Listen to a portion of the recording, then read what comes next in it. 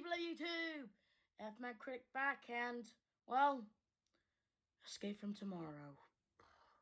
An independent film made, directed and made by Randy Morg, apparently. And apparently, every time when you Google search his name, all you can get is a hot blonde chick for some reason, instead of him when you Google his name on Google. Oh, what's this movie about? Well, apparently it's to expose the truth about Disney being an evil corporation. Oh, please. Yes. And his reason for doing this, like, what did Mickey ever do to him? Apparently, in an interview, he was on about something about how he used to go there when he was a kid, loved it, and then when he took his wife and children, his wife, I did not like it at all. And then Randy saw it through her eyes and was like, then he finally got the message that his wife told him. Point is, I feel like this movie was all just to make her feel better. I mean, I have a theory. My theory is Randy doesn't see the truth that his wife sees in Disneyland or Walt Disney Resort or whatever. And so he made this movie just so that way his wife would be happy at him. And at least that's my guess. Because if you watch this movie, you have no idea what the balls is going on in this movie. Like, in this movie, it's all confusing as hell. There are these things that don't add up. They're like this and the teenage French girls and the cat flu. None of it adds up. You know? At least, yeah, and Randy thinks he's a genius for making this movie. Oh, please, let's just admit it. He only made this movie just so he can make his wife happy. Is that it? Anyway, what's this movie about? Well, it's about this guy named Jim, who was played by Roy Aberson. Am I pronouncing this right? Roy Aberson. Whatever. He's just been fired, and he's on his last day at Walt Disneyland or Walt Disney Resort. Because apparently in this movie, they think Walt Disneyland and Walt Disney Resort are the same thing. But not in reality, dude. I mean, they had to go like 2 different parks to shoot this movie. Yeah, apparently, according to the thing, they had 0 scrap of permission to shoot this movie. Like, this is like technically the first film to be shot in Disneyland. Oh, except for all those YouTube videos. But no, Randy thinks he's all hardcore about it. Ugh, whatever. Anyway, he's just been fired until it's his last day at this place. So he wants to make him and his wife happy with his 2 children. On the way, on the monorail, he spots 2 teenage French girls, and he's instantly amused. Great. Hey, our main hero of this movie, the dude we're begging to escape from tomorrow, is actually a pedophile. Perfect. Just perfect. Anyway, on the monorail. Anyway, so, oh yeah, what goes on the movie? He just goes around exploring the thing, and then when he hits a small world, he starts having these spooky hallucinations that all these weird things start having scary, spooky faces. Oh, whatever.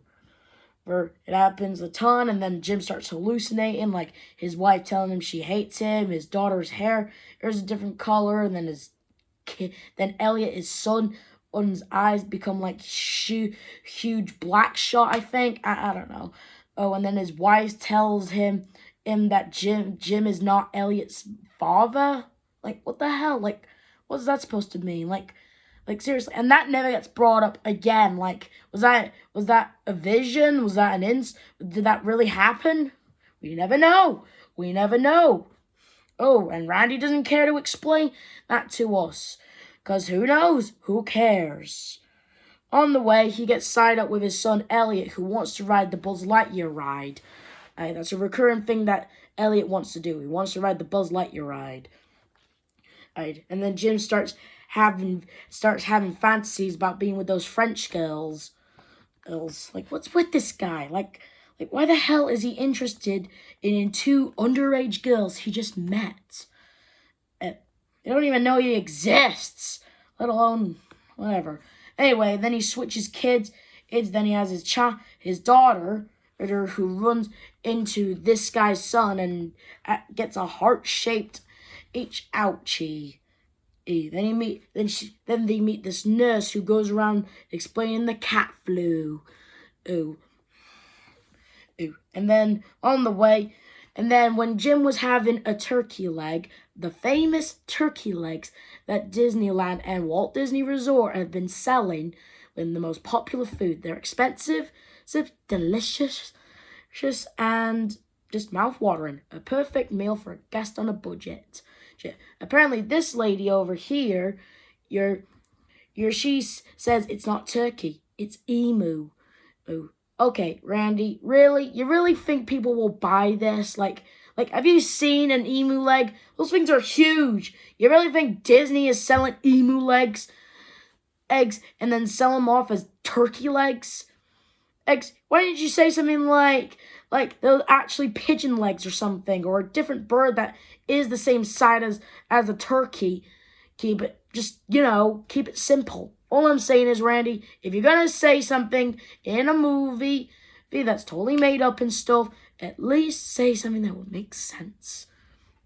And this is all I'm saying. And anyway, Jim gets aroused by this woman's necklace, and then they do it. I'm not going to show you. I won't even tell you. I've just said they do it, and that's it. She explains into them that the princesses hook up with rich Asian businessmen. And, apparently it's a thing in the movie that doesn't really add up. Anyway. So, yeah. Jim continues doing some weird stuff around. And him and his wife keep fighting. And then in the movie, he hurts his knee on a chair. And believe me, I speak from experience, you guys. He stubs his knee and it gets all bloody and infected and gross. Okay, I want to say this.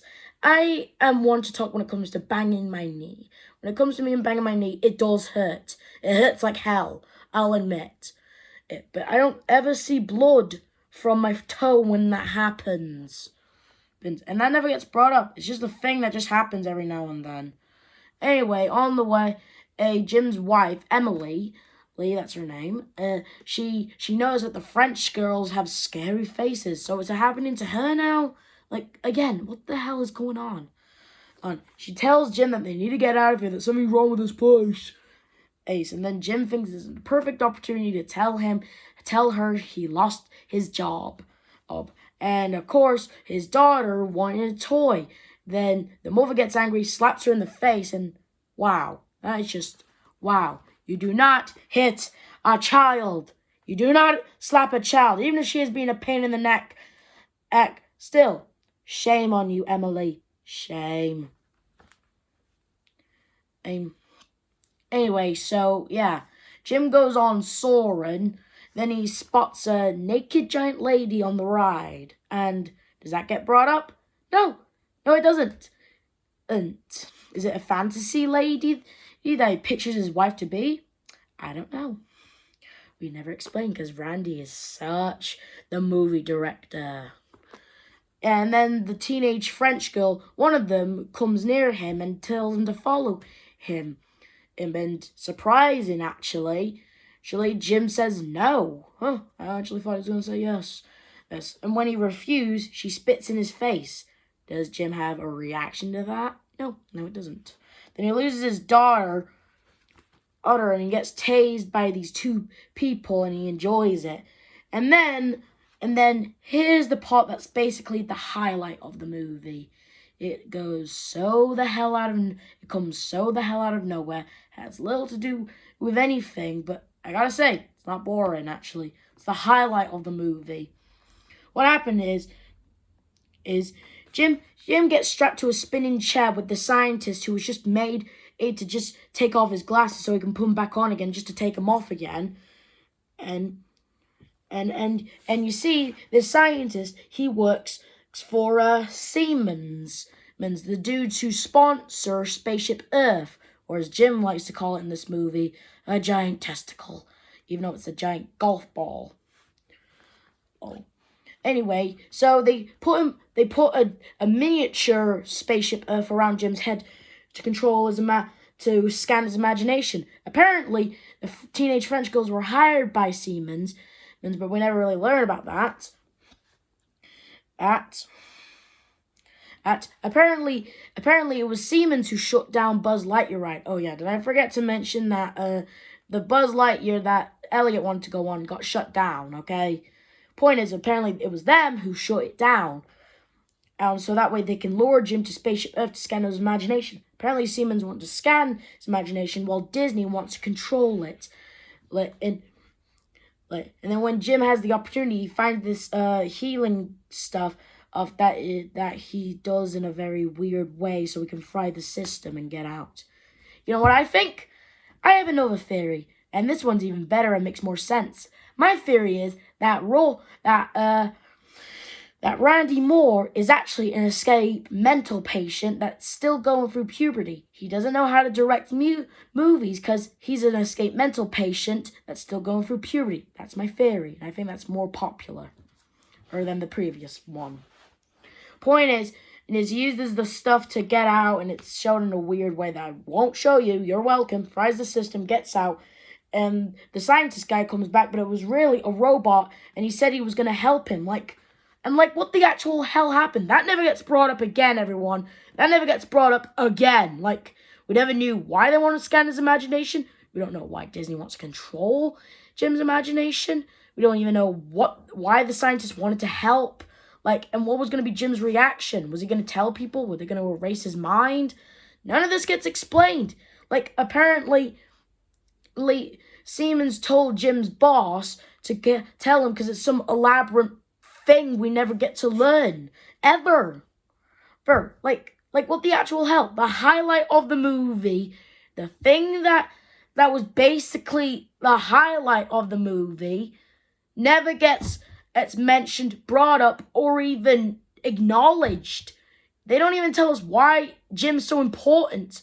Apparently the scientist says, do you know how much depends on this? How? What is even the point? I don't even get it. Anyway, Jim tries to find his daughter. Apparently it's with the woman that had a powerful necklace. Apparently she's a witch, apparently. We never explain how and how she got the magical amulet. I guess that explains how Jim got control all of her to... Yeah, whatever. Point is, she explains that she used to be a Disney princess. Okay, which Disney princess looks like that? Seriously. But apparently, she used to work as a Disney princess until she got too crazy with a little girl and hugged her so bad he killed her. Yeah, apparently Randy made a movie where hugs are lethal. I guess maybe if you're old and you have a bad back and, you know, if you like, I guess, but I doubt it would kill you. Yeah, apparently she got fired. 1, how is she even still working there? And 2, she has a child, actually. How is that kid not been taken to social services? Is free? Seriously, what is going on? Anyway, so, yeah, the little girl smashes her amulet because she said hate, and according to her, hate's a bad word. But you gotta admit, people do hate this movie. Anyway, Jim goes back, and he's feeling a little sick. Apparently, he has the cat flu, which he got when the teenage girl spitted on him. Point is, he wakes up. Point is his child, or sort of his child, finds him dying, and he doesn't do anything about it. No, he just lets his dad there to die. What the hell? Sure, he was a butthole, but he did love his children. And even when, is it because he didn't take him to see Buzz Lightyear? Is that it? Dude, the ride was shut down thanks to that robot scientist dude. And that was something out of Jim's control, okay? Why the hell would you do it? Seriously, why is happening? And anyway, Jim has the cat flu. I'm not gonna lie, this effect's kind of cool, actually. It's the genius who did this, I'm not gonna lie. Apparently, the cat flu makes you die with cat's eyes and a smile. Oh, and it makes you cough up hairballs too. Anyway, oops, sorry, the battery said. Anyway, the family grieves over him, and and one of the workers who was cleaning up Jim's corpse actually implants a fake memory into his kid. And apparently, that kid ought to go on Buzz Lightyear, kind of. Whoop-de-doo. Point is, and then a limo parked up when Jim's corpse went away. A new guy arrived checking in, and surprise, it's Jim, but it's not Jim. And he's with the Soaring woman. Like, what is going on? I heard from a jerk with a camera that that's actually heaven. Like that's Jim in heaven, apparently. I heard from some jerk with a camera, that's it. And of course, the teenage girls are Tinkerbell. And of course they do at the end that you can barely see thanks to Randy. Okay, and that was Escape from Tomorrow. Oh boy, how do I even begin with this movie? I had no idea what the hell goes on. You do not know how much I wanted to like this movie. I'm not gonna lie. Okay, when it comes to conspiracy theories, I love a good conspiracy theory. I like doing like a couple of this and that and find out there's a movie exposing Disney to be evil. It sounds kind of funny, but yeah, nothing really happens. But it was such a disappointment.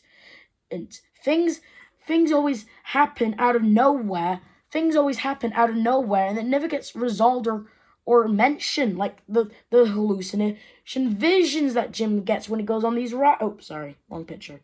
That Jim gets on these rides. Who were the French girls? What was with the giant naked lady on Soarin'? What was with that conspiracy thing going on? And apparently, when Jim was getting his imagination scanned, there was the word Jesus next to the Walt Disney statue. Like, seriously, what the hell was going on? What is with this movie? Like, what was Randy Moore thinking? What was he doing? Like, what the actual hell was going on? Is there anything great about this movie? Well, a couple of things. One, I did like the posters for them. Posters were pretty cool. I mean, I'm not gonna lie. This would make a great epic Mickey poster. Like, you get rid of the blood and make it into the same stuff that the spatters are made out of. Put a little ham. Put the little paintbrush there. Put the title on top and make the background white. That'll make a really cool epic Mickey poster. This one's kind of cool. This one's nice, actually. I'm not gonna lie. This one's pretty cool. That one's pretty nice. That one's a little confusing, but still cool. Oops. This one's kind of cool. This one is actually really nice. Yeah, like, the posters were really good. And then, I'm not gonna lie, the actors were pretty good, especially the child actors. That was good. The music, however, that was really nice, actually. They made fake music so I don't get sued. Ooh, bunch of idiots. I will admit, the parody songs were kind of cool. And I'm not lying about this. There's actually a countdown timer. Apparently, Randy thought it'd be a good idea to put a countdown timer to see how long this movie would stay before they get sued. There's like literally if you go on the website, there's actually a timer going up to see how long before Disney will sue them. And surprise, surprise, I'm telling you, it's still going. Hell, yeah, how about we spread the news right now? Come on, go get Escape from Tomorrow on eBay, only for 15 quid. Go get Escape from Tomorrow. Careful, you don't want Disney wanting to sue you or every copy being destroyed. Go get it on Amazon now, only for 12 quid, Go get Escape from Tomorrow. I guaranteed it would be a rip-off, and you're not getting your money back. Seriously, they think that they know Disney? Like, dude, really? Like, they are not the first people to say Disney is evil. Okay, I'm going to say it right now. Here are a couple of TV shows that mock Disney and say it's evil. Number 1, Robot Chicken. They made Walt Disney into a robot statue that feeds on children, and he goes on a rampage looking for this kid named Elliot. Huh, kind of weird, actually. Saturday Night Live. Apparently, Mickey Mouse has a vault where he puts all the other movies. I don't know, I never watched Saturday Night Live. And look at that, Walt Disney's head all frozen and stuff. And in the Simpsons movie, Bart goes on makes an impression of Mickey saying, "I'm the mascot of an evil corporation." Joke's on him, he's owned by that evil corporation now. South Park. Mickey Mouse was using the Jonas Brothers was in a Christian way to sell naughty stuff to little girls so he can get money. And even beating up the Jonas Brothers just for not wearing the purity rings, apparently. And he even got Kinney and his girlfriend hooked on these purity rings. Family Guy. Apparently, if you're a little child, the securities will take you and make you into the little people in the It's a Small World song. Yeah, I guaranteed you, Randy, you're not the only one to say and make rumors about Disney being evil. Stuff like Family Guy, South Park, Robot Chicken, the whole enchilada is not the only one who said this stuff, okay? Anyway, this movie was crazy. See, especially since it was shot guerrilla style, actually. Like, they actually use, like, a real camera so that way they can sneak past security. Oh, really? You want to know a real person who would sneak behind security? Okay, this review shout-out goes to this guy right here. I hope you can see it right. Who is this guy? Well, he's a guy that sneaks... Hang on, I got some other pictures around. Oh, wait, that's the channel where I got the... Oh, yeah, okay, listen, I want to be honest with you guys. This is not the shout-out, sorry. Okay, you want to know something, actually? And another funny thing, actually, instead of paying 15 or 12 quid for a movie, you'll be begging to have your money back. Get it on YouTube right now. This is how I managed to watch Escape from Tomorrow.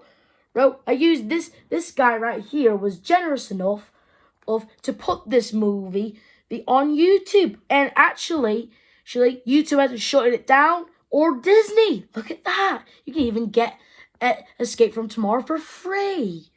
Whoop-de-damn-do. So sorry to that person who I said I would give a shout-out. Sorry, that wasn't your shout-out, sorry. I meant to give this guy a shout-out. Who is this guy, actually? Well, you see, he's a guy who sneaks late at night in theme parks, Disneyland, anywhere, unfinished stuff, so we can get a good look at some other stuff.